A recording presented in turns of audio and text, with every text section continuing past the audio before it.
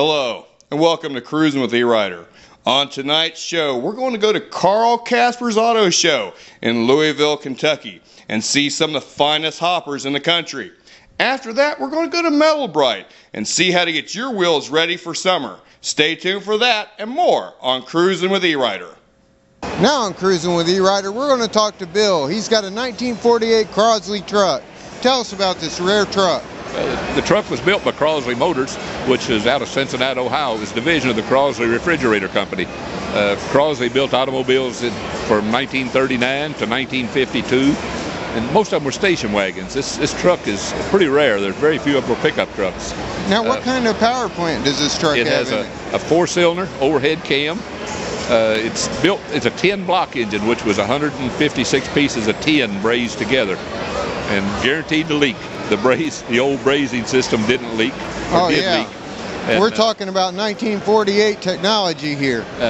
Later in 1949, Crosley had the first of the four-wheel disc brakes on their automobiles, 49 and 50.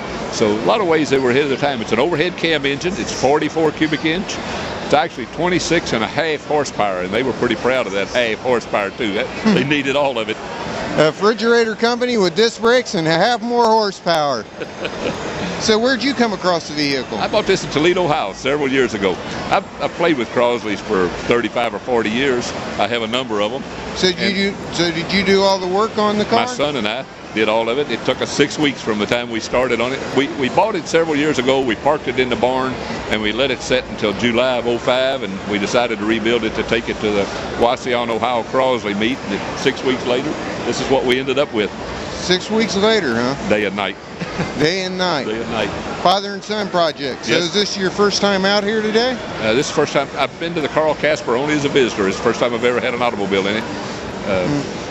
Been to a lot of antique truck shows lately with it, but never to this type of show. So this is a product of Ohio, though, right here in Dayton and Cincinnati. Crosley was big into the Cincinnati. They owned the WLW radio station, the old Cincinnati Reds, the Crosley Field, and Crosley most of the parts were made in Cincinnati. They actually shipped it over to Marion, Indiana to assemble it. But Crosley offices and everything were in Indiana, over on Spring Grove Avenue. So why did a refrigerator company want to make cars? Pal Crosley made millions of dollars in the radio business and went broke twice trying to build an automobile. He just decided he wanted to build a car. First time was in the 20s. Then the second time he built cars from 1939 to 52, and he went broke again at it. Well, everybody's got to make a statement with their car. Mr. Crosley has been through the ages here in the car show scene, and their particular interest in a unique look to him. We enjoy it. It draws a lot of attention. People spend hundreds of thousands of dollars building an automobile. We have basically a very cheap car. It draws as much attention as they do. Yeah, he wanted to undercut the market, didn't he? Yeah, he tried, but at that time I think that fuel was so cheap that it just didn't make a difference. When you could buy fuel for 15 or 20 cents a gallon, what difference did it make how much gallons you were using, I guess? And it's not a car that you really want to drive very far. I'm sure it was bad to drive back then, and try it on the interstate now and you're in trouble. So what is the top speed? The car will actually run about 60 miles an hour, but at about 40 it starts taking about 2 lanes. It bounces around a lot. Just can't keep on the road at that speed, huh? It only weighs 1,300 pounds. It's a pretty light automobile. Well, it's a beautiful car, and we sure like looking at it here at the Louisville Expo Center at Casper's show. And you need to come out to this show because it's a one-of-a-kind show here in Louisville, Kentucky. And keep cruising with E-Rider. Now on Cruising with E-Rider, we're going to talk to Jason about some of the wildest cars I've ever seen. Man, tell me about your cars, dude. We're a rod shop based here in Louisville, Kentucky. Right. We build 50, 60 style traditional hot rods. Love them, man. Love them. Love the traditional influence you're going for. Thank you. Yeah, it's kind of, trying to keep hot rodding real. Where hot rodding came from. Something you can actually drive, too. Yeah. So now, how long have you been in the industry? I've been in the, custom automotive industry, 15, 16 years, since I could drive a car. So what did you start off with? I started off when I was big in lowriders when I was a kid. I loved it. I think right. Cheech and Chong movie. Exactly, man. The Love Machine. Yeah, I know. Yeah, exactly. Yeah, I had a few Impalas and was big into it. And, I came from hot rodding roots, drag racing. My dad, I grew up drag strip, and it was, just kind of grew from there. And just my real love was hot rods, so that's what I'm doing. So now, what made you follow like the rat rod influence? When did that start? I think just the raw, just bare steel, loud, obnoxious, scare old ladies. Exactly. The only thing cooler than a guy that gets the chicks is the guy that scares them. So. So now, tell me about the projects we have out here.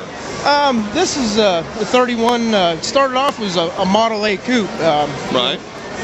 We got it. The top was gone, and it was real raggedy. I think it was an old drag car. And it was just we did a 32 style cow, 37 Chevy front end, the Model A hood, and the Chevy hood sides. It's a 51 Ford Dash. I like what you've done with the rear end. That is so cool, man. It kind of looks like a weapon. Exactly. Try to keep everything just kind of rough and looking and kind of look like a weapon. So now, what gave you the influence? I mean, did you have this in your head before you started building it, or? Kind of. I knew how I wanted to look. I try not to think too much about something. I think if you think too much about it, you tend to over-engineer things and make them too complicated. So I just kind of, I know kind of a look that I want and the direction I want to go, and just kind of do it. Now, do you do all your own striping work? I don't do any pinstriping. It's hard to do, boy. It is tough. It is. My hands aren't that steady. It's an art all unto itself. It definitely is. It is. You got to respect the guys who do it. You got to. Very well-known pinstripe artist, Scratch, from L.A. did the gas tank. Excellent, man. We were fortunate enough to run into him in Detroit Autorama last year, and he threw down on it. It's nice. Well, now, do you have any contact information or website or something? Yeah. We have a website. It's grimesgarage.com. Grimesgarage.com. And I got news for you. When you see these cars, you're going to want to check them out, too. All right, is there a website with that now? How does that go? Grimesgarage.com? Yeah, it's GRIMESGARGE and .com. All right, man. Well, we're going to put up some text for that so everybody can go to your website. Thanks so much for being on the show. We're going to show this hot little car, and you stay tuned for more Cruising with E-Rider.